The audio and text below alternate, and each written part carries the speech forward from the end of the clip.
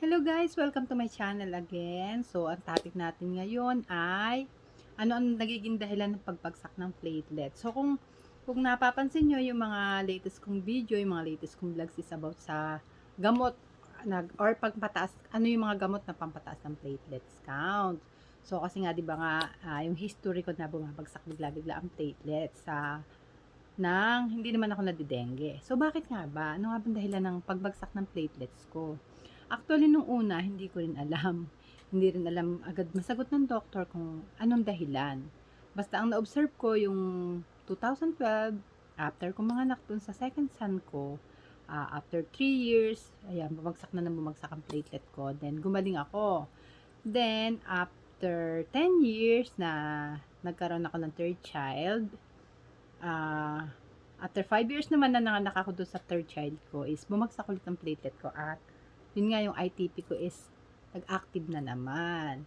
So, ang observe is pwedeng humihina ang resistensya ko kasi nga nanganak ako. Pwedeng ganoon. Tapos, yun nga, syempre, ginamot ang aking ITP at gumaling naman. Sa loob lang na ilang buwan, mabilis naman siyang umangat. Sa tulong nga, syempre, nung mga andyan sa video ko, sa latest kong video, yun ang mga dahilan kung ba't umaangat agad ang aking platelets. So, paano nga ba bumababa uli ang platelet ko kahit magaling na ako? Una, gaya ng nakaraan na nag-trigger ulit, bakit nga ba siya nagti-trigger? Nito kasing nakaraan is na poison ako. Yes, poison ng sinigang na bangus. Bali may binili kaming bangus sa palengke. Press naman siya nung tiningnan ko. Tapos, niluto ko siya, sinigang ko siya. After ko siyang isigang, kumain kami ng family ko. 3 kami na poison, na ospital kami. Kaso, kailangan ko magbantay sa mga anak ko. 2 anak ko, ako babantay. So, hindi na ako nagpa-dextrose. Nag-oral na lang ako ng gamot na para hindi ma-dehydrate. So, kumbaga hindi na talaga ako nag-confine. Parang ganon. Kasi kaya ko naman. Sabi ko, wala naman to, kaya ko naman. So, sige lang, binabantayan ko mga anak ko. At nag-okay naman ako. Kahit nagsusuka ako, nag-diarrhea ako saglit, pero nag-okay naman ako. Pero, hindi ako nagpa-check ng dugo ko nung time na yon. Bali, Friday yon. So, nung Friday na yon, nung Friday na yun pala, uwian na namin galing ospital, Friday. So, okay naman ako. Hindi na ako nagdadiarrhea, hindi na ako nagsusuka. So, nasa isip ko, okay na ako. Gumaling ako kahit yung oral lang na ginawa ko. Friday siya. Tapos, pagdating ng Monday, yun, lumabas na yung mga dot na violet sa hita at binti ko na napakarami. Tapos, nung 2 p.m., nag-bleed na ako. Nag-bleed na yung gums ko. Then, pagpunta ko ng hospital, bagsak na pala ang platelet ko. So, isang cause nun is dahil nga nalason ng dugo ko nung na-poison ako sa bangus na kinain ko na hindi naman totally nagamot. Parang ganun yung naging dahilan. So, ayun na nga, di gumaling na nga ulit ako. Napagaling na ako sa hospital. After naman noon, kapag magaling na ako, okay ng ITP ko, bakit may mga pagkakataon na bumabagsak pa rin yung platelet ko?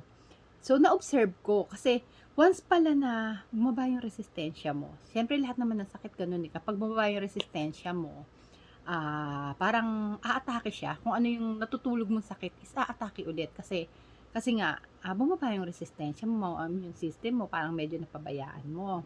So, yan, pa-healthy diet ulit tayo para gumaling.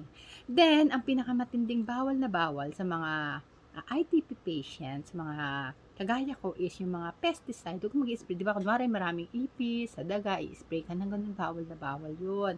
Yung mga muriatic acid, yung mga amoy na yan, bawal na bawal talaga. Kasi talaga magti-trigger yung iyong ITP at pwede mo magsak ulit ng platelet mo. Kaya pag naglilinis ako sa CR is ang gamit ko lang is powder na sabon. Yun lang talaga kasi hindi siya pwedeng gamitan ng mga matatapang na amoy. Pati yung mga gamit ko sa katawan ko, shampoo or anything, kailangan mga herbal. Kaya nga yung buhok ko, di ba, hindi ako makapagpa-ribbon kasi bawal siya. Tapos may isa pa akong na-observe guys na talagang parang once na parang pag nakakain ako ng mga ganong unhealthy, talagang magkakaroon na agad ako ng pasa. Kasi sobrang gusto ko yung mga pagkain sa labas. So, gusto ko yung seafood palabok. Yung mga bilabilao. Diba, ganyan yung mga nakabilao. Sabi ko, parang ang sarap-sarap nun. So, nung nag-birthday ang anak ko, bumili ako ng isang malaking bilao na seafood palabok. Then, nung matikman ko siya, kasi diba, minsan merong Masarap siya kasi sobrang maglagay ng mga seasoning, yung mga pork cubes, chicken cubes, magic sarap, yung sobra sa gano'n. Malalasa mo naman yun eh. 'Di yun, kumain ako kasi masarap naman talaga nga yung luto niya. Pero ramdam ko na matapang yung mga seasoning na ginamit dun. After ko siyang makain, kunwari kinain ko siya ngayong hapon, after ko siyang makain, kinabukasan, ang lalaki na ng pasa ko sa hita. So, okay, sabi ko yun pala yun. Bawal na bawal din pala talaga yung mga matitinding seasoning kasi talagang magti-trigger. So, ang susunod kasi nun is observe ko sa katawan ko. Ang susunod nun kapagka, nagpasa-pasa na yung mga hita ko, yung braso ko, susunod na nun is babagsak yung platelets mo. So, kaya ang ginagawa ko ngayon is kapag nagluluto ako, never ako naglalagay ng mga magic sarap. Kung maglalagay man ako ng 4 cubes, yung isang, tawag dito, yung isang cubes niya, siguro aabutin sa akin ng 8 lagay. Para siyang ginagawa ko lang betchin, as in kaprasong-kapraso lang. At hanggat kaya ko na hindi maglagay, hindi ako maglalagay. So, ano pa ba ang mga bawal? Siyempre, puyat. Puyat talaga. Kaya talagang 9 PM is natutulog na ako. Stress. Siyempre, kapag stress, hindi ka makakakain ng todo. Kaya, kailangan lagi ka lang masaya para at least yung mga platelets counts mo is happy din siya na magparami sa katawan mo. So, yun lang, sinare ko lang guys. Para doon sa mga ITP na nagpapataas ng platelets. So, panoorin nyo din kung ano yung mga nagpapataas ng platelets nandyan sa aking latest video. So, yun lang guys. Thank you. Bye-bye. Meron pa pala guys yung mga pangkulay ng buhok. Sobrang pangit na pangit pala yan sa mga may problema sa dugo. So, kaya ako kahit malungkot ako minsan kasi naiingit ako sa magagandang kulay ng buhok. So, hindi ko magawa. Naiingit ako sa mga rebonded na buhok. So, hindi ko magawa. Kasi nga, iniisip ko yung dugo ko na baka maapektuhan. Kaya minsan, yung mga tumitingin sa akin, ba't ganito yung buhok ko, buhaghag, hindi ko maayos. So, okay lang yon. Okay lang yon. Basta tandaan natin yung ating platelet, yung ating dugo is ating maingatan. Kasi pag yung pangkulay, pwede naman siguro, minsan nagtry ako ng pangkulay na buhok, yung organic. Yung siguro, kunwari may lakad ka, sa Watson may binibili akong organic. Gagamitin ko siya ngayon kasi may lakad ako tomorrow. So, may kulay siya. Pero after ligo mo siya, mawawala na. So, okay lang. Yun lang. So, yun lang guys. Thank you for watching. God bless. At sana ay maging okay tayong lahat. Bye-bye.